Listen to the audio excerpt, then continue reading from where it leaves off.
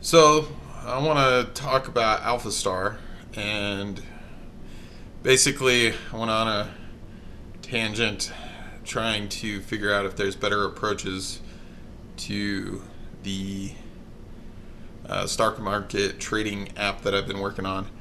And so I decided to look into Alphastar since it's the leading algorithm. I've listened to a few people, but they talk about it at a really high level. They just kind of gloss over it basically. And so I was reading through the papers, the white papers that they have linked on their site, and I put a link in the description down below for the same site. And while the white paper research papers are of previous experiments they've conducted, it's an idea of what they've created on Alphastar. They said they've published the paper, but it's still in review, so it hasn't been released to the public, I guess. But anyway, I'm gonna give a little overview because this is probably going to be a long discussion. I wanted to talk about the NLP Deep Learning video I did a little while ago, and then I'll talk about Alphastar, and then I'll go into what my algorithm's been up to, what I've been doing on that, and also the stock market stuff. So, the NLP Deep Learning video that I did,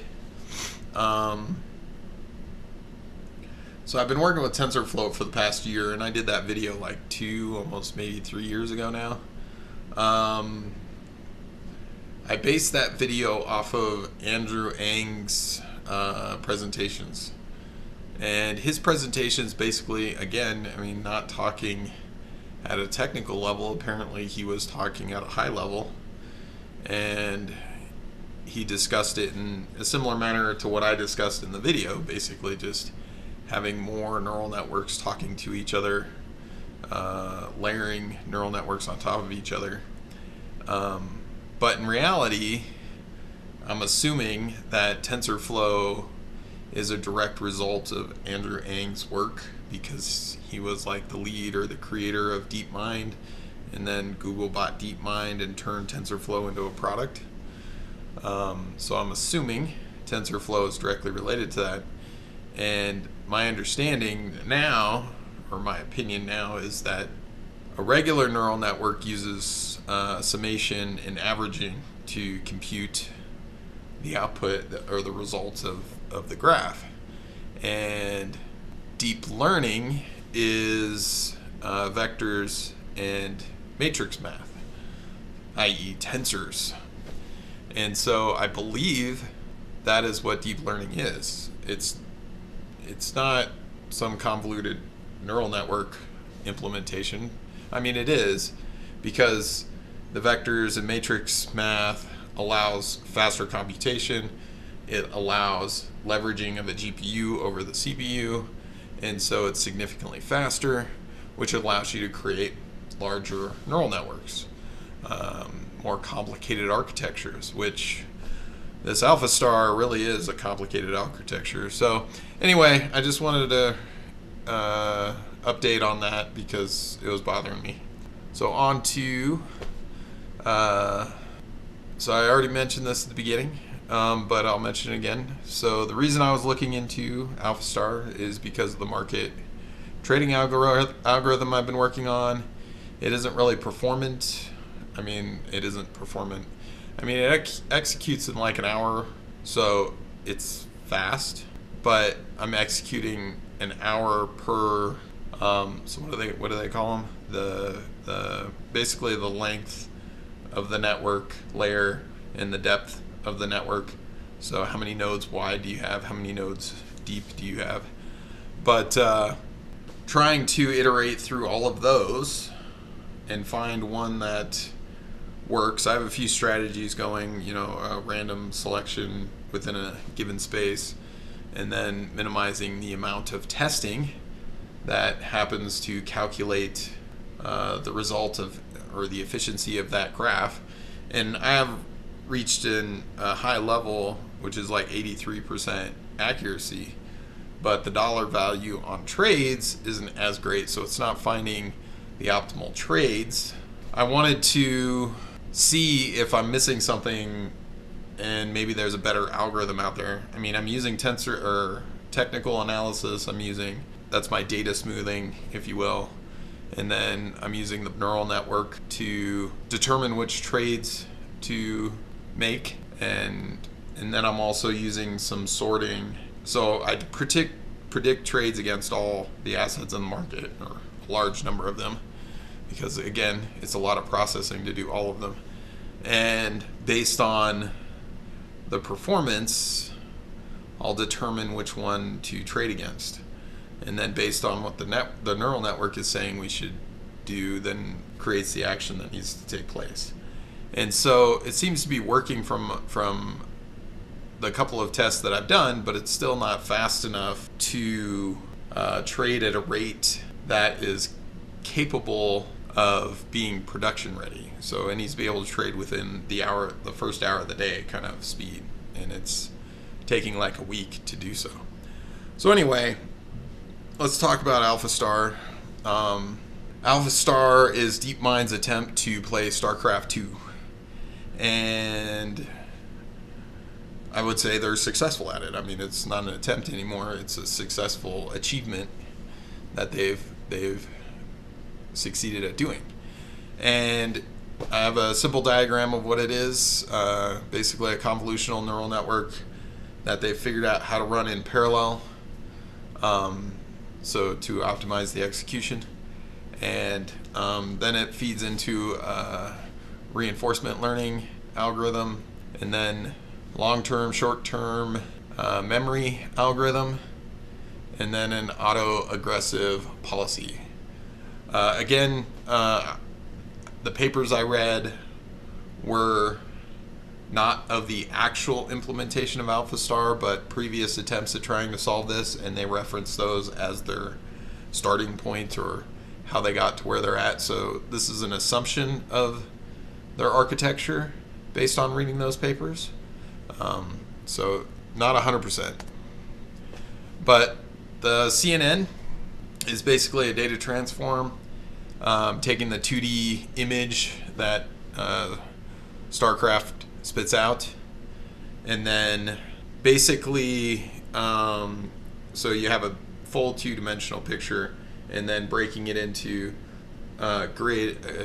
grids, smaller buckets, if you will, and then processing those in parallel, because a standard CNN does it in serial processing, each layer serially, where if you can break it up and process all of them in parallel, it'll increase performance.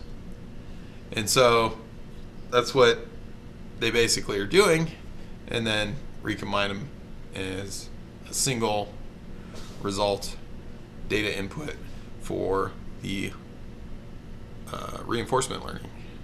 And so the reinforcement learning algorithm is a little bit more complicated. So they take that input information, they remove the location-based information, and then they group the data set. So I don't know if they are specifically grouping it by zone on the map, or if they are grouping it specifically on action. I think they're grouping it on zone. They weren't specific, so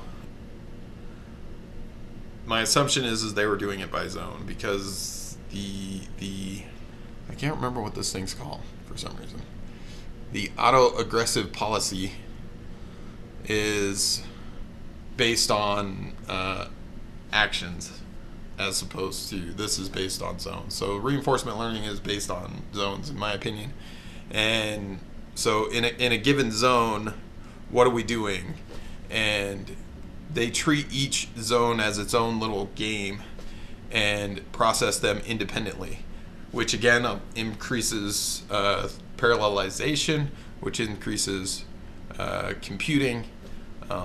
More computers you have, the faster this algorithm can execute. And so that's how they're doing that. So each grid gets its own neural network, and it's trained against that.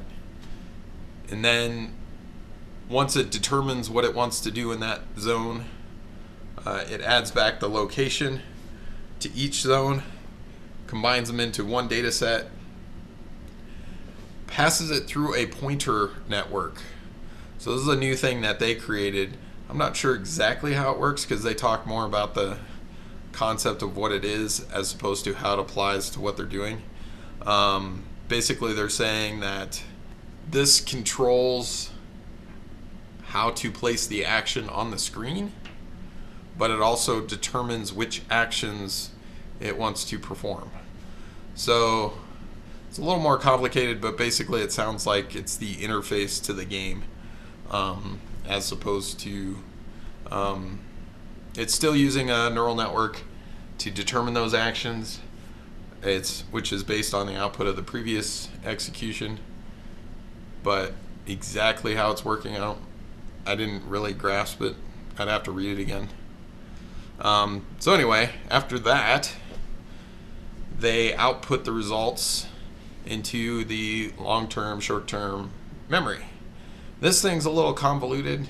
Usually it's just a neural network, and then you feed back the input or the output as an input and run it again. But this one's a lot more complicated. It has a 4-tier memory structure. So it goes back four steps. Each node in the hidden layer, which is the middle layer in this diagram, feeds back into itself and feeds back into the other nodes. They call them gates. So it's probably more of a stepwise function. They don't say it's a stepwise function, but the way they describe it, it sounds like a stepwise function, where it only triggers the previous memory on certain conditions and then feeds into the other states based on that.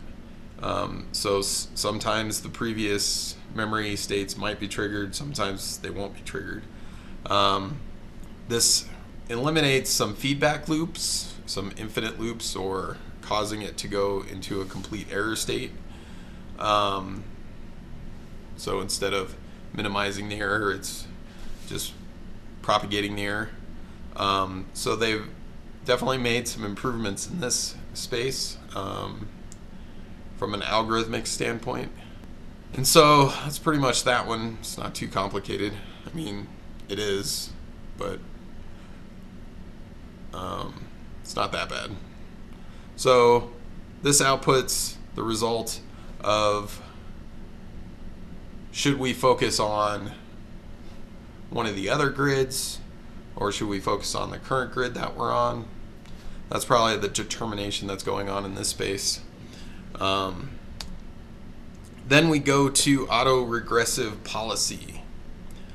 So this one is basically made up of a bunch of agents, and each agent exists as a convolutional neural network feeding into a reinforcement learning network, cascading into a long-term, short-term memory network. So each agent is its own system, if you will. And each agent focuses on one skill. So you have a base building agent, you have a collect resources agent, you have a defend the base agent, you have an attack agent, patrol, fast build, slow build, scout. Which tech tree are we following? Zerg rush, etc. So each agent is playing its own game, if you will. So the autoaggressive policy is trying to figure out which agent is performing the best over the period of time. And based on the current state of the main reinforcement learning algorithm, it'll decide based on statistics which agent to go with at that given time. So if it's playing along and its defense based on the player that's playing. The player's playing overly aggressive, and so the defense agent is the one that's succeeding the most. They start pushing the defense agent.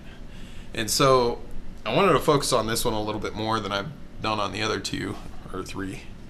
The other three aren't that complicated, but I just wanted to highlight the weirdness of those.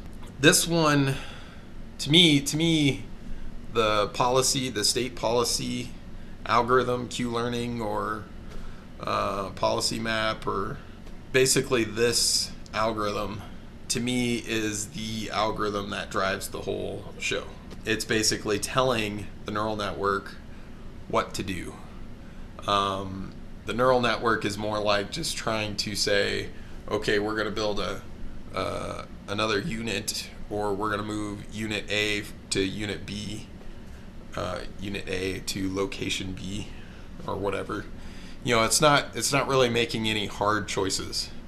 Where this policy state is determining what actually to do. Do we build Tech 1 units? Do we build Tech 2 units? Do we Zerg rush the enemy? Do we fast build and only build Zergs and send them at the enemy? Do we slow build and fortify the base and play it safe and wait for the enemy to come to us and have an onslaught of units ready to attack? This algorithm is basically the rules of the game and which options we should be choosing to play against the given player. It all happens right here. And based on what I'm seeing them create, also gives me insight. Actually, I didn't look that up. Trying to see how I say this. With this being the driving factor, all the work, or most of the work, is done here. And what I'm seeing is something I thought about a long time ago, and why I got stuck against neural networks as the solution for recreating the human mind. So back in February 15th, 2011, looks like 2011? Yeah, somewhere around 2011 or 2014. I'll leave a link in my description for this, the blog that I have that I've been tracking my ideas on how the human mind works. But if you're looking at the auto-regressive policy agent structure, you realize that they've isolated specific concepts into a specific neural network. And that idea, or that limitation, is what fueled my push towards a new algorithm that I'll talk about a little bit later. You can't have a neural network that understands all of these aspects in one graph. They conflict with each other. They can't resolve each idea because they're independent of each other. If I go this way, I can't also have a path to go that way because it pulls the graph towards that one idea, that one concept. And that's what gave rise to the fact that neural networks can only deal in patterns, and they can't grasp complex overlapping concepts or patterns that lead to concepts. And that I got stuck on for a while because I was trying to use neural networks initially to solve the human mind problem. But how do you, if you have a neural network that is trained for a specific pattern, how do I get a new neural network to train for a new pattern that hasn't been seen before? How do I dynamically do that? And clearly I'm not the only one having that problem trying to understand that. This clearly highlights exactly what I've been talking about, or what I've been thinking about. I may or may not have talked about it in my previous videos, as in clear of, hopefully it's clear, of a conversation as this. But having a model that can understand all these concepts at the same time in the same graph, that's the goal of my algorithm. And they apparently see the same problem. At least I hope they're seeing the same problem. So anyway, I wanted to say that. I hope that's clear as mud. I could be totally wrong, as usual. But, which I forgot to say. If I am wrong about this stuff, feel free to comment and be somewhat constructive when you comment about how wrong I am. Maybe I can learn something. So anyway, now that I've worked through these papers, I don't believe that this is helpful for my trading algorithm. It's insightful, but it's not like the that's what I need kind of moment. I mean, StarCraft is pretty complex, where trading on the stock market, you're dealing with one chart, and it's not. I mean, there's I mean, if you take into all the factors that actually dictate whether or not a stock is going up or down, earnings reports, news about the company, news about the people that work in the company. If you take all of that in and create a model around it, then perhaps an algorithm such as this is capable of modeling all of that. But what I'm trying to build right now is just technical analysis, basically day trading.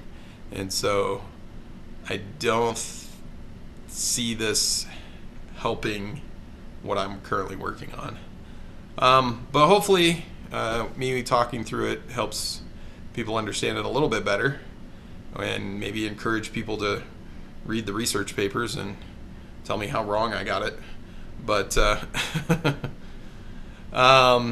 also, the other thing is it seems like they're mostly focused on optimizing the algorithms, breaking it into a parallel execution process as opposed to a linear process of execution, which definitely helps speed up the ability to compute a large graph out as to, they did 200 years of computation or something stupid like that in a measly couple of months. So it's nice to have computer hardware that can do all that, which leads me to what I'm trying to do, which is buy more computing power. I currently only have one computer, and it takes roughly a little over a week to process the stock market that I'm trading against, and that's definitely not going to cut day trading. That's definitely not going to work for day trading. And so I'm looking to buy a lot more computing power, and this helps me, understand where I should spend my money, which is the other reason why I'm digging into this. But anyway, let's talk about GraphJam and where that's at. So my algorithm, I was stuck on trying to figure out output. So how do I get the thing to output a result instead of just directly reading the graph and saying, oh, okay, this is what you want to do. So back in October of last year, I made a realization that the algorithm for the output side is basically the same as the input side. So you basically have your input nodes and then connect a node based on what's active, and then keep cascading that up. So basically on the output side, we connect an active and we connect it to whatever's active on the output side. So on the training phase, we activate an output node and we say, okay, well, that's the active one, so let's connect it to the active on the input side, or the highest active on the input side. I'm going to go into more detail when it's actually functioning. I've been integrating a graphing library that displays the graph, a visual graph of what's going on. It's pretty crazy, but it's definitely helping me debug it. So I'll use that in the next video that I create about GraphJam. but I had to rewrite, or I tried writing it over Christmas break. I ended up rewriting the entire code base, or most of the code base. I kept a couple classes, but it was kludgy code because I was just throwing it together at the time, getting the ideas out on paper kind of thing, which didn't lead to a good software architectural design. And so I spent a lot of time re-architecting it and cleaning it up. And it's mostly done. I'm still kind of trying to work through the piece that connects the two. What's the best approach to that? Do I just randomly connect them, or do I try and put some logic to it? So I'm still working on that. But that's where I'm at. So if you got this far, thanks for watching. I do appreciate it. And I hope it was informational. And talk to you later.